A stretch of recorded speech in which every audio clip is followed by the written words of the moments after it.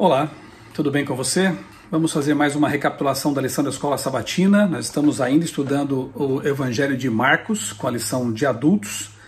E no próximo trimestre teremos aí o privilégio, a oportunidade de estudar o Evangelho de João. Já estou aqui com a minha lição dos jovens, a próxima é o Verbo. Que lição maravilhosa!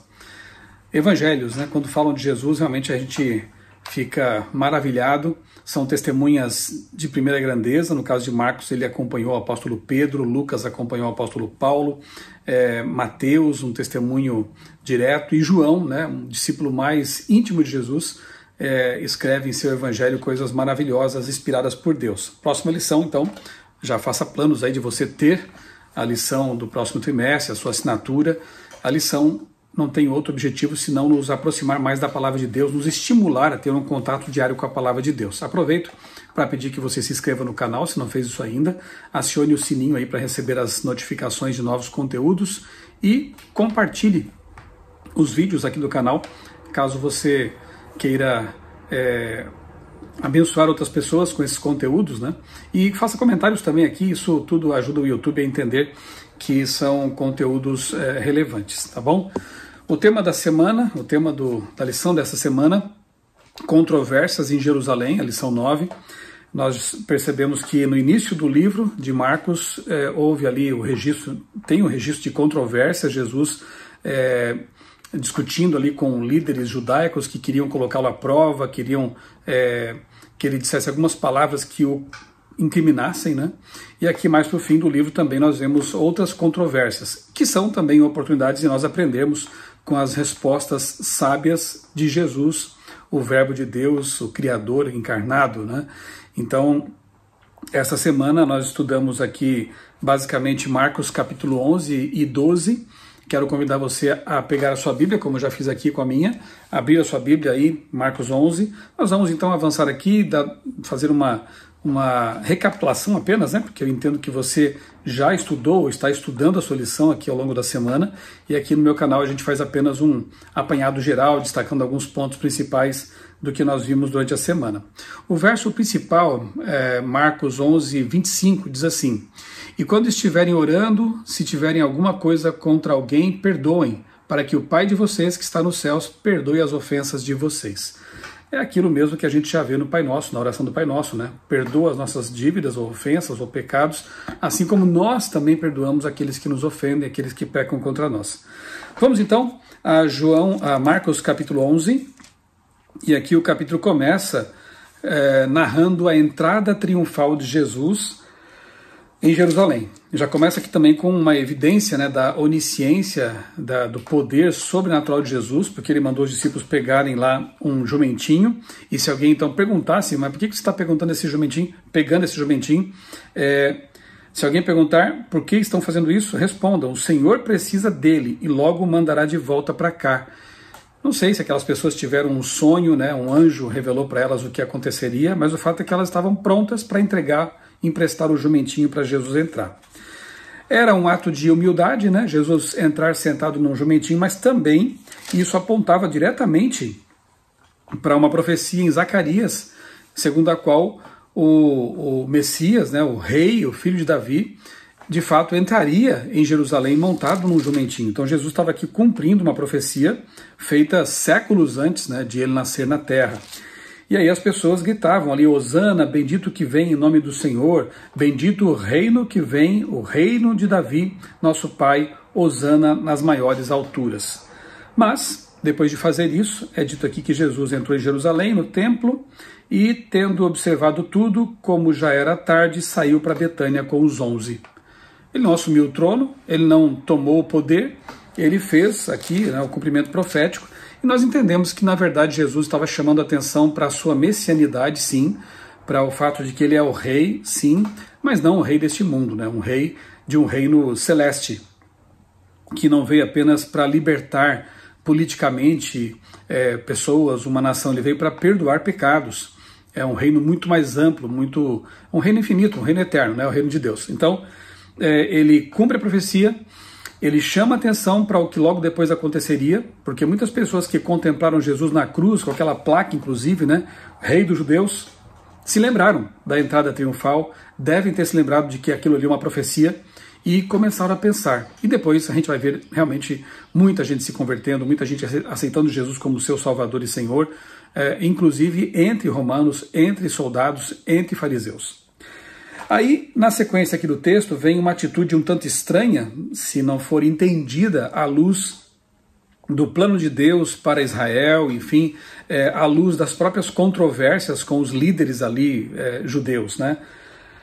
No dia seguinte, a entrada triunfal, quando saíram de Betânia, Jesus teve fome e, vendo de longe uma figueira com folhas, foi ver se nela acharia alguma coisa. Aproximando-se dela, nada achou, a não ser folhas, porque não era tempo de figos. Então Jesus disse à figueira: nunca mais alguém coma dos seus frutos. E os discípulos de Jesus ouviram isso.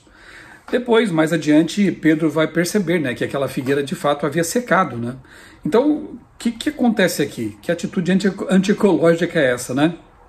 Se a gente não entende o contexto e o que aquela figueira representava, nesse caso aqui, o que a atitude de Jesus representa, inclusive a ilustração da lição dessa semana mostra ali um rapaz com o coração e no coração um figo, né? Tem a árvore ali, a figueira, um figo bem no coração, ou seja, Jesus esperava de Israel frutos que viessem da fidelidade deles, do coração deles, da sinceridade deles, mas infelizmente muitos líderes religiosos ali da nação, que eram os que deveriam estar liderando realmente esse reavivamento espiritual em Israel e a aceitação do Messias, cujas profecias anunciado nas profecias, né, não viveram, não produziram os frutos que Deus esperava. Várias vezes Israel é representado como uma árvore, como uma planta que Deus regou, que Deus cuidou para que produzisse frutos. Mas também aparece aqui no texto, né, o fato de que não houve essa produção de frutos como Deus esperava. Então, não é à toa que em João 15, Jesus se coloca como essa videira e nós como sendo os frutos, né? Eu sou a videira verdadeira. Então, Deus espera que nós produzamos frutos correspondentes à nossa profissão de fé, que a nossa vida seja realmente cristã e não apenas de palavras, né? Bem, aí Jesus no templo, né? É a sequência aqui. Uma outra atitude aqui enérgica de Jesus, necessária. Foram para Jerusalém. Quando Jesus entrou no templo, começou a expulsar os que ali vendiam e compravam. Derrubou as mesas dos cambistas e as cadeiras dos que vendiam pombas. E não permitia que alguém atravessasse o templo carregando algum objeto. Também os ensinava e dizia: não é isso que está escrito? A minha casa será chamada casa de oração para todas as nações, mas vocês fizeram dela um covil de salteadores. Quando a gente lê isso aqui, a gente lembra do verso 14. Então Jesus disse à figueira: nunca mais alguém coma frutos, né? Ou seja, frutos de você, videira. Jesus esperava que aquelas pessoas, que o templo, que aquele sistema religioso oferecesse os frutos, né, para as pessoas que caminhavam por ali, que tinham sede e fome do evangelho.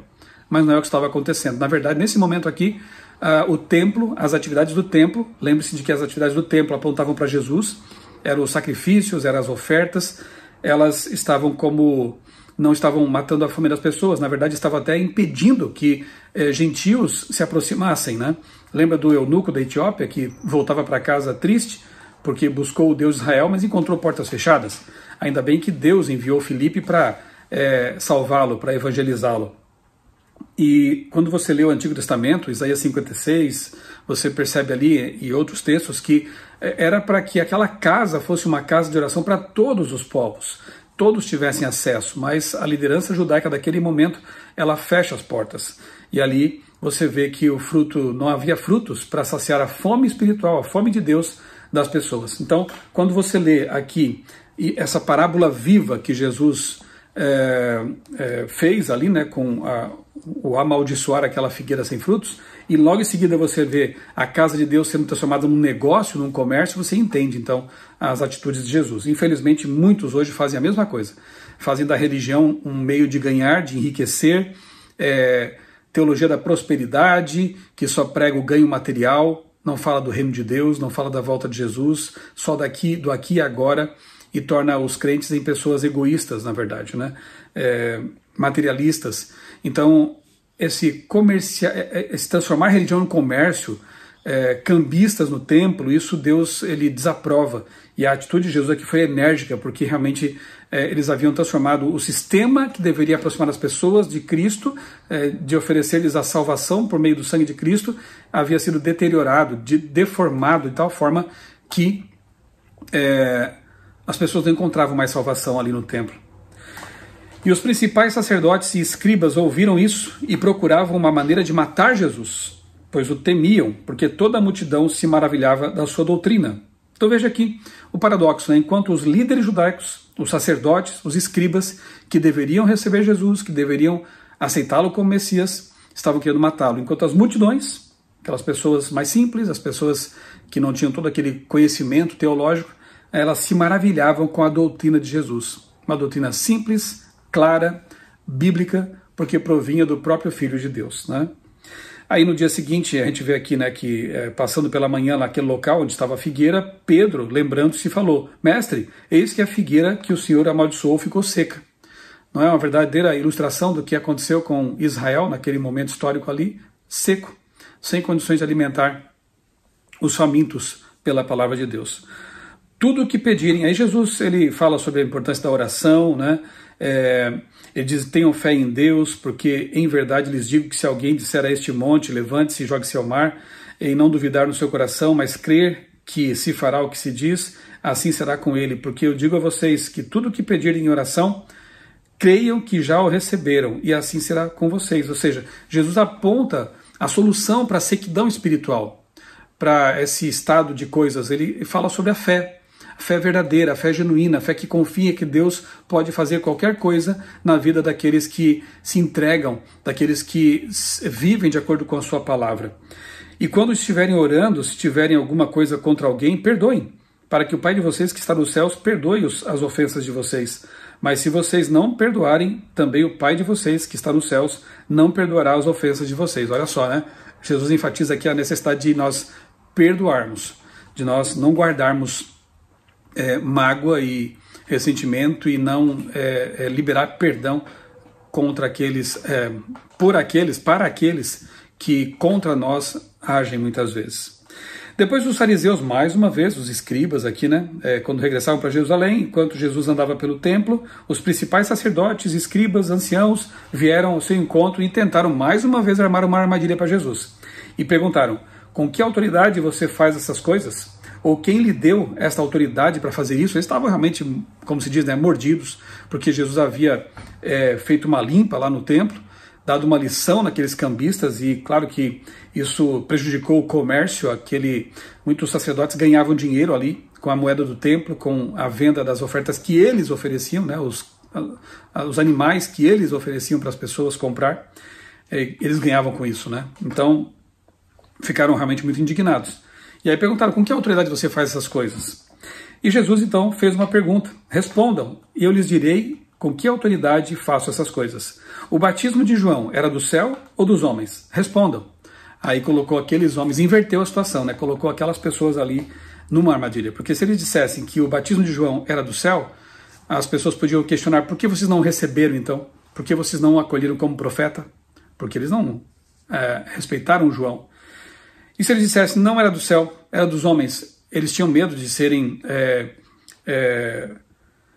alvo, né, das críticas e até da insatisfação geral daquela população ali, porque eles respeitavam João, porque o povo, de modo geral, entendeu que João era um profeta de Deus. Então, eles entenderam, os líderes aqui entenderam que era melhor não falar nada, porque de qualquer forma eles iriam se comprometer.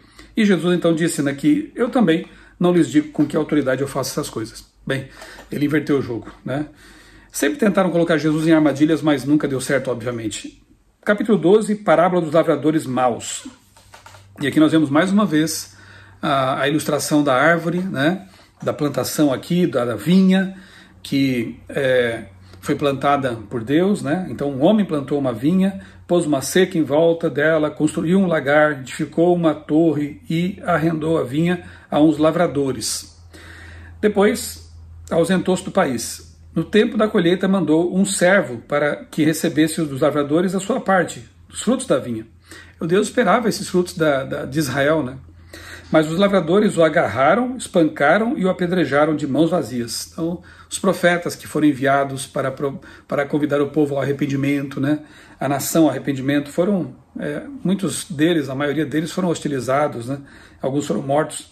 De novo enviou-lhes outro servo, e eles bateram na cabeça dele e o insultaram. Mandou ainda outro servo, e este o mataram. Muitos outros lhes enviou, dos quais espancaram uns e mataram outros. Restava-lhe ainda um, o seu filho amado. Olha como o texto é muito claro, como a parábola é muito clara. Por fim mandou o seu filho, pensando, o meu filho eles vão respeitar. Mas os tais lavradores disseram entre si, este é o herdeiro, venham, vamos matá-lo, e a herança será nossa. E agarrando o filho, mataram e lançaram fora da vinha. Exatamente o que a gente acabou de ler, né? Que no coração daqueles líderes judaicos estava o desejo de matar Jesus. Em lugar de cuidar da vinha e oferecer os frutos àqueles que passavam por ali, a todas as pessoas que tivessem contato com Israel, esse era o plano de Deus, uma nação dirigida por Deus, abençoada, próspera, para que ela pudesse contagiar, para influenciar as nações em redor. Em vez disso, eles usurparam a vinha e mataram aqueles que foram enviados por Deus para adverti-los, né? Que fará, pois, o dono da vinha? Virá, exterminará aqueles lavradores e entregará a vinha a outros. Vocês ainda não leram esse trecho da Escritura, e Jesus agora cita, né, a profecia do Salmo 118, que diz assim, a pedra que os construtores rejeitaram, esta veio a ser pedra angular. Isto procede do Senhor e é maravilhoso aos nossos olhos. A pedra que eles estavam rejeitando é a rocha eterna, é Jesus Cristo, é o fundamento da igreja, é a pedra angular, ou seja, a pedra de esquina, a pedra mais importante sobre a qual todo o edifício é edificado. Era o próprio fundamento de Israel, como é o fundamento da igreja. E ele foi desprezado pelos construtores, por aqueles que deveriam acolhê-lo, né? Depois vem a questão do imposto. Mais uma vez aqui uma pegadinha. Enviaram a Jesus alguns dos fariseus e dos herodianos para que o apanhassem em alguma palavra. Chegando, disseram-lhe, mestre, sabemos que o Senhor é verdadeiro. Aqui eles começam a bajulá-lo, né? Não pega, isso não cola com Jesus. E não se importa com a opinião dos outros, porque não olha a aparência das pessoas, mas, segundo a verdade, ensina o caminho de Deus. É lícito pagar imposto a César ou não? Devemos ou não devemos pagar? Aqueles que iam colocar Jesus numa situação politicamente complicada. Mas Jesus, percebendo a hipocrisia deles, respondeu, por que vocês estão me pondo à prova? Tragam-me um denário, para que eu veja uma moeda. Eles trouxeram, e Jesus lhes perguntou, de quem é esta figura e esta inscrição? Eles responderam, de César. Então Jesus disse, deem a César o que é de César e a Deus o que é de Deus. Não misturem as coisas, né? E muitos se admiraram dele. Quanto mais os fariseus queriam pôr Jesus em armadilhas, mais as pessoas se maravilhavam com as suas respostas, com as suas atitudes. Aí na sequência vemos aqui a discussão de Jesus com outro grupo, os saduceus, né? Tinha fariseus, tinha os saduceus. Os saduceus não acreditavam em toda a Escritura, somente naquilo que Moisés havia escrito no Pentateuco. Portanto, eles não consideravam os profetas, os livros de poesia, de sabedoria, somente o Pentateuco. E não criam na ressurreição, olha só, né? Mais ou menos como alguns religiosos de hoje que selecionam partes da Bíblia que lhes interessam e desprezam outras que são também inspiradas por Deus, né? Então, se os fariseus exageravam por um lado, os saduceus, eles meio que picotavam a Bíblia, né? Desprezavam outros textos por outro lado. Então, alguns saduceus que dizem não haver ressurreição aproximaram de Jesus e lhe perguntaram, aquela comparação, não é comparação, aquela situação hipotética, né, que eles criaram para ver o que Jesus responderia. Uma mulher teve 7 maridos, um morreu, casou-se com um irmão. Naquele tempo havia realmente esse costume de, se um irmão morresse sem deixar filhos, o outro irmão teria que casar com a viúva para que os filhos dessa união preservassem o nome da família, o nome daquele irmão que havia morrido. Bem, e aqui a história hipotética diz que ela se casou com 7 irmãos, morreram, e depois ela também morreu, e a pergunta é, na ressurreição, né, na vida eterna, ela vai ser esposa de quem? E aí Jesus responde, na ressurreição, quando eles ressuscitarem, primeiro ele diz assim, que vocês erram porque não conhecem as Escrituras nem o poder de Deus, né, no verso 24. Será que o erro de vocês não está no fato de não conhecerem as Escrituras nem o poder de Deus? De fato, os saduceus não reconheciam as Escrituras completamente, né? E a gente vê aqui também que, por não acreditar na ressurreição dos mortos, não conheciam o poder de Deus. Pois quando ressuscitarem dentre os mortos, nem casarão, nem se darão em casamento, mas serão como os anjos nos céus. Quanto aos mortos, que eles de fato ressuscitam, vocês nunca leram o livro de Moisés? Aí Jesus usa aquilo que eles aceitavam, o livro de Moisés, né, o Pentateuco. No trecho referente à sarça, como Deus lhe falou para Moisés: eu sou o Deus de Abraão, o Deus de Isaac, o Deus de Jacó. Ele não é Deus de mortos, e sim de vivos. Vocês estão completamente enganados. Ou seja, Deus não citaria aqui Abraão, Isaac e Jacó se ele não tivesse a intenção de um dia ressuscitá-los. Ele os trata, na verdade, como pessoas que existiam, embora estivessem descansando no pó da terra. Porque para Deus a morte é apenas um sono momentâneo, para quem morreu a um piscar de olhos, como nós sabemos, e depois vem a ressurreição por ocasião da volta de Jesus. Então, para Deus, Abraão, Isaac, Jacó, Davi, os patriarcas, aqueles que morreram salvos, permaneciam em sua memória. Ele os tinha como pessoas reais que existem, vão existir de novo, né? De fato, e, portanto, não é um Deus que considera a morte e o fim. Acabou, como os saduceus consideravam. Ele é um Deus de vivos. Para Deus, todos os que morreram crendo em Jesus como seu Salvador e que aceitaram seu plano de salvação estarão vivos para sempre. Não passarão para a morte, mas para a vida, né? Como disse Jesus. E, por fim, aqui no capítulo 12, a gente vê finalmente um escriba sincero, né? Um escriba que queria realmente saber a verdade. Um dos escribas chegou, que ouviu a discussão entre eles e viu que Jesus tinha dado uma boa resposta e perguntou. Note que a pergunta é sincera. Qual é o principal de todos os mandamentos? Jesus respondeu, o principal é, e aqui ele cita o Shema, né, a declaração de fé ali de Israel. Escute, ó Israel, o Senhor nosso Deus é o único Senhor.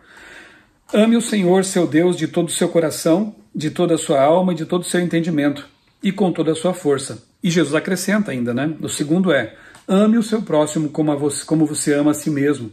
Não há outro mandamento maior do que estes. Então o escriba disse, muito bem, mestre, e com verdade o Senhor disse que ele é o único, e não há outro além dele, e que amar a Deus de todo o coração, e todo entendimento, e com todas as forças, e amar o próximo como a si mesmo, é mais do que todos os holocaustos e sacrifícios. Vendo Jesus que o escriba havia respondido sabiamente, declarou-lhe, você não está longe do reino de Deus. E ninguém mais ousava fazer perguntas a Jesus. Bem, não estar longe também não é estar perto, né? Ou melhor, perto sim, mas não estar dentro, né? Então, não estar longe do reino de Deus não significa estar dentro dele ainda. Então, muitas pessoas, por ter conhecimento da Bíblia, conhecimento das verdades bíblicas, não estão longe, porque sabem o que tem que fazer, sabem qual o caminho, têm conhecimento disso. Mas se esse conhecimento não descer daqui para cá, se esse conhecimento não realmente fizer diferença na vida da pessoa e não levá-la àquele que faz a diferença, que é Jesus, será apenas conhecimento, será apenas letra, né? E nós precisamos de um conhecimento não apenas intelectual, mas um conhecimento relacional com Deus. Precisamos que a palavra ela se torne viva em nossa vida. Então aquele sábio, aquele escriba, não estava longe porque ele conhecia a verdade, porque ele conhecia o que diz a palavra, a Escritura, mas ele ainda precisava aceitar Jesus como seu Salvador, e esperamos que ele tenha feito. Então, uma vez que ele estava perto do reino de Deus, ele só precisava dar mais um passo, aceitar Jesus e ser, de fato, salvo. Não sei qual é a sua condição nesse momento, se você tem muito ou pouco conhecimento bíblico, se você já conhece as doutrinas, as revelações de Deus na palavra, e se você está vivendo uma vida de comunhão íntima com Jesus como seu Salvador e amigo, ou apenas tem esse conhecimento teórico. Isso pertence a você e a Deus. Mas o meu apelo neste vídeo aqui, finalizando já a nossa recapitulação, é que você de fato entregue sua vida a Jesus. Saia do quase para o totalmente salvo. Saia do quase ali para o totalmente ali, dentro do reino de Deus, tendo realmente essa certeza da sua salvação. Que lição maravilhosa tivemos nessa semana, que três textos bíblicos, né, profundos, importantes, e que nos fazem refletir em nossa situação, em nossa caminhada com Jesus. Vamos orar? Querido Deus, bondoso Pai, muito obrigado, Senhor, por mais essa lição, por mais esse estudo da Tua Palavra. Ajuda-nos, Senhor, a viver esses ensinamentos em nossa vida. Ajuda-nos a não apenas conhecer coisas sobre Deus, mas a conhecer realmente a Ti como nosso Deus, a Jesus como nosso Salvador. Abençoa os amigos e amigas que estão acompanhando este vídeo e que eles se sintam motivados sempre a estudar a Tua Palavra para ter comunhão contigo também por meio da oração, a oração sincera. Nós oramos e te agradecemos tudo em nome do Senhor Jesus. Amém. Um abraço para você, Deus abençoe grandemente a sua vida e também a sua família.